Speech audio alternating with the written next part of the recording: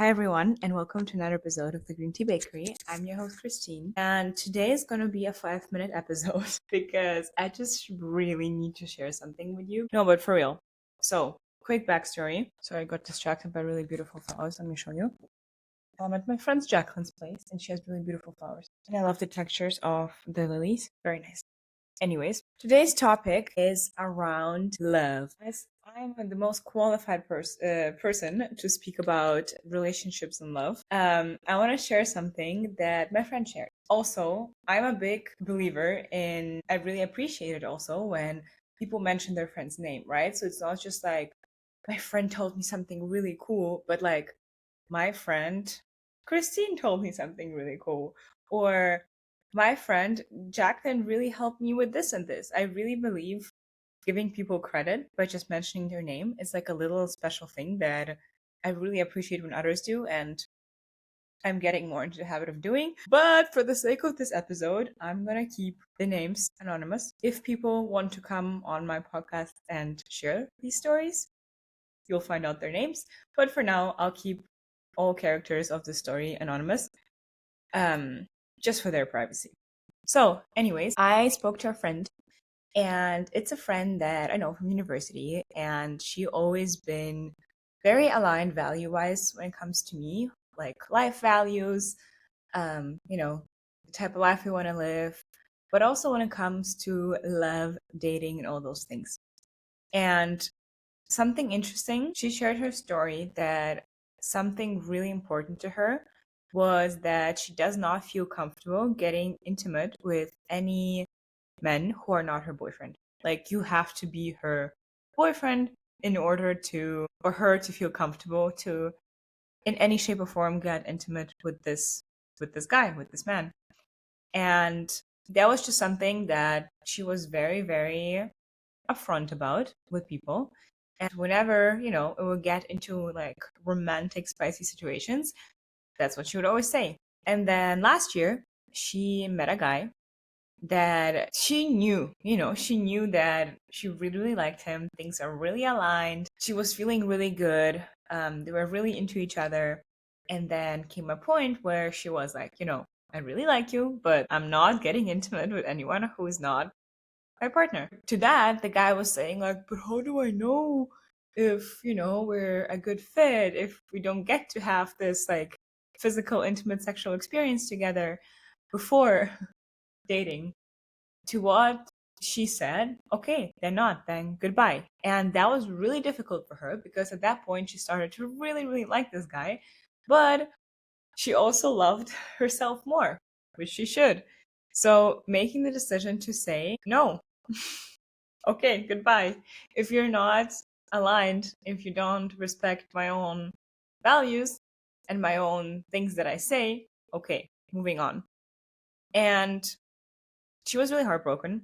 It was rough. And only months later, through a lot of healing, a lot of thinking, a lot of processes, this guy kept reaching out to her, but she was always like, please. He even invited her to meet his mom when she was in town. But, I mean, she went. But other than that, she was always like, no, no, no, no, no. And then eventually she was sitting on the couch, feeling a bit off, like all her friends were gone. She just went to visit her home. She came back. She was feeling a little bit, a little bit lonely. She just looked at the wall and asked herself, like, please, universe, world, God, whatever, give me a sign.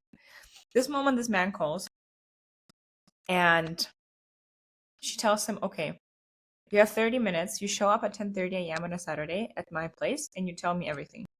You apologize. You tell me why I should give you a chance. And that's exactly what he did. And after another few weeks, he came with a PowerPoint presentation to her of why they should date, why she should be his girlfriend, and she accepted the proposal. And they've been together for a little bit over half a year. But why I'm telling you the story is not to tell you a story of how my friend found her boyfriend, how well they found each other, and how he was very persistent. But I'm telling you the story to say that something she told me at the end is that, Christine, you need to think of yourself, and that's how she thought of herself, and that's how everyone should think of themselves. You are the prize. You are the prize.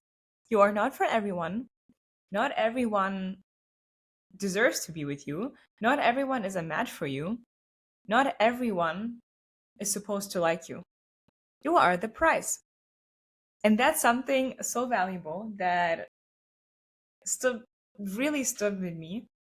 And this affirmation of I am the prize is something you can carry in all spheres of life, not just connected to your love life. It could be to professional, to personal, how you treat yourself, how other people treat you. If you know your value and if you know that you deserve the absolute very best, you are the prize is like a very simple, digestible affirmation that you can attach to this and really helps you carry yourself in the world as that.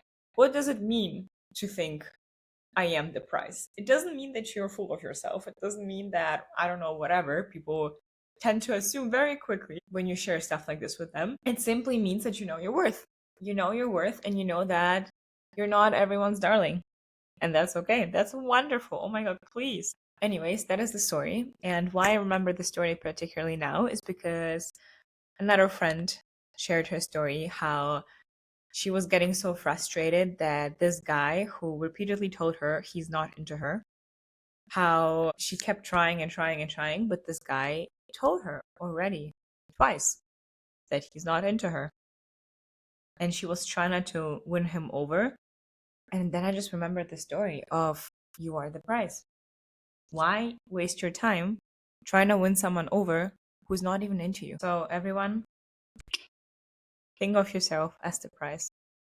That was it. As I said, quick story just to put some food for thought into your heads.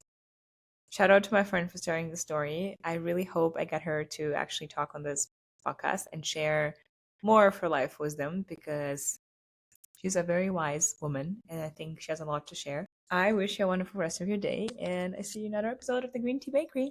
Bye.